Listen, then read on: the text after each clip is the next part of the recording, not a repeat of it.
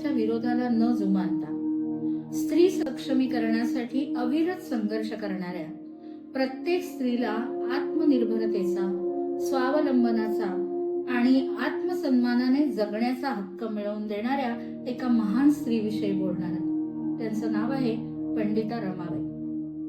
रमा डोंगरे, पंडिता रमाबाई सरस्वती, मेधावी, मेरी रमाबाई अशा अनेक स्थित्यंतरातून जाताना अतिशय खडतर आयुष्य जगलेल्या रमाबाई या स्त्री शिक्षणाच्या दीपस्तंभ मानल्या जातात.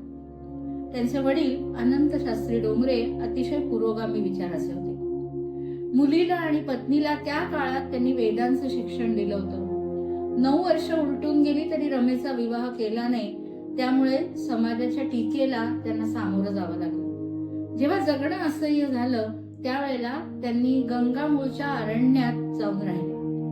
तिथे रमेच्या आईने त्यांना संस्कृत व्याकरण आणि वडिलांनी साहित्य शिकवलं. परंतु वडिलांचे गुरुकुल बंद झाल्यामुळे अतिशय गरिबी होती. त्यातच दुष्काळ पडला. अतिशय हार झाल्याने आई वडिलांचं निधन झालं. भाऊ श्रीनिवास हा एकटाच राहिला. 1878 साली दोघांनी भारत भ्रमण करायचं ठरवलं आणि फिरता फिरता ते कलकत्त्याला आले. कलकत्त्यात मात्र त्यांना संधी मिळाली आणि त्यांच्या विद्वत्तेचा यथोचित गौरव झाला. कलकत्त्याच्या सिनेट हॉलमध्ये त्यांना पंडिता रमाबाई सरस्वती ही पदवी देण्यात आली. 1880 साली त्यांच्या भावाचा मृत्यू झाला. तिथेच त्यांची ओळख बिपिन बिहारी दास मेधावी यांच्याशी झाली. ते शूद्र होते. रमाबाई चित्पावन ब्राह्मण. हा आंतरजातीय विवाह त्यांनी केला. सासरच्यांनाही हा विवाह मान्य नव्हताच. पण दुर्दैवाने 2च वर्षांनी 1882 साली पतीचं अल्पशा आजाराने निधन झालं. 24-25 वर्षाच्या कोवळ्या वयातच रमाबाईंना आई, वडील, बहीण, भाऊ, पती अशा 5 मृत्यूंचा सामना करावा लागला. तरी न खचता एकुलत्या एक मुलीला घेऊन त्या पुण्याला आल्या. उशिरा लग्न, आंतरजातीय विवाह, विधवा झाल्यानंतरही केशवपनाची रूढी न मानता समाज सुधारणेसाठी केलेली धडपड सगळंच प्रवाहाविरुद्ध होतं. साहजिकच टीकेचा भडीमार झाला त्यांच्यावर. तरी त्यांनी आपलं कार्य थांबवलं नाही. बालविवाह, बालविधवांना दिली जाणारी वागणूक, स्त्रीला असणारी पुनर्विवाहाची बंदी, केशवपन, सती या दुष्ट जातक रूढीतून समाजाला मुक्त करण्यासाठी 1882 सालीच त्यांनी पुणे, नगर, सोलापूर, मुंबई येथे आर्य महिला समाजाची स्थापना केली. महिलांना सन्मानाने जगता यावे म्हणून शिक्षणाची गरज आहे. त्यासाठी स्वतःही शिकायला हवं आणि इंग्लिश शिकायला हवं असं त्यांना वाटलं. म्हणून इंग्लिश आणि वैद्यक शिकण्यासाठी त्या 1883 साली इंग्लंडला गेल्या. इंग्लंडला वॉन्टेज येथे राहिल्या. बायबलचा अभ्यास केला आणि ख्रिस्ताच्या पतित स्त्रियांकडे पाहण्याचा दृष्टिकोन, भूतदया, प्रेम या तत्वांचा त्यांच्यावर परिणाम झाला. या तत्वांनी त्या प्रभावित झाल्या आणि त्यांनी 29 सप्टेंबर 1883 साली वॉन्टेज येथील चर्चमध्ये ख्रिस्ती धर्माचा स्वीकार केला. ख्रिस्ती झाल्यामुळे सनातनी लोक चिडले. लोकमान्य टिळकांनी तर त्यांच्यावर कडाडून टीका केली.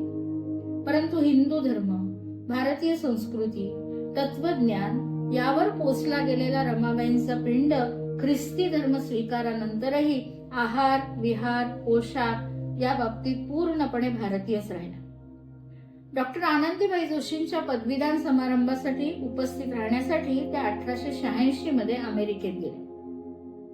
बालशिक्षण पद्धतीचा अभ्यास केला आणि बाल विधवांसाठी बालोद्यान शिक्षण पद्धती विकसित केली. हायकास्ट हिंदू वुमेन हे उच्चवर्णीय हिंदू महिलांची स्थिती वर्णन करणारं पुस्तक त्यांनी लिहिलं. त्यात हिंदू बालविधवांचा प्रश्न, येथील पुरुष प्रधान संस्कृती याचं सखोल विश्लेषण आहे. याच विषयावर अमेरिकेत ठिकठिकाणी त्यांनी व्याख्यानं दिली. त्या व्याख्यानांनी आणि बालविधवांसाठी काहीतरी ठोस करण्याची रमाबाईंची तळमळ पाहून अमेरिकन लोक प्रभावित झाले आणि त्यांनी रमाबाईंना आर्थिक भरघोस मदत दिली.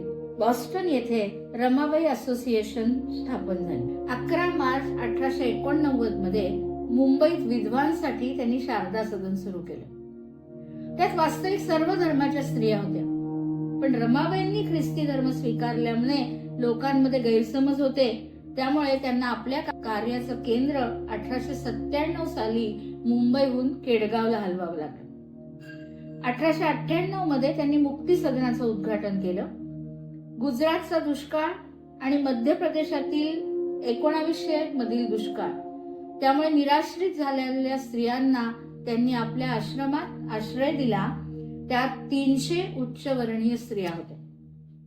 मुक्ती सदनाचा मुख्य उद्देशच मुळी विधवा, अनाथ, अत्याचारित स्त्रियांना आश्रय देणे, शिक्षण देणे आणि अनेक व्यावसायिक अभ्यासक्रम त्यांना शिकवून स्वतःच्या पायावर उभं करणे हा होता. शारदा सदन, कृपा सदन, प्रीती सदन अशा अनेक शाखा मुक्ती सदनाच्या होत्या. शारदा सदनात बालविधवांना शिक्षण दिले जात असे. कृपा सदन हे महत्वाचं केंद्र होतं, त्यात व्यावसायिक प्रशिक्षण दिलं जात असे. आणि प्रीती सदन हा भाग वृद्ध आणि दुर्बलांसाठी होता. आजही मुक्ती सदन पंडिता रमाबाई मुक्ती मिशन या नावाने कार्यरत आहे.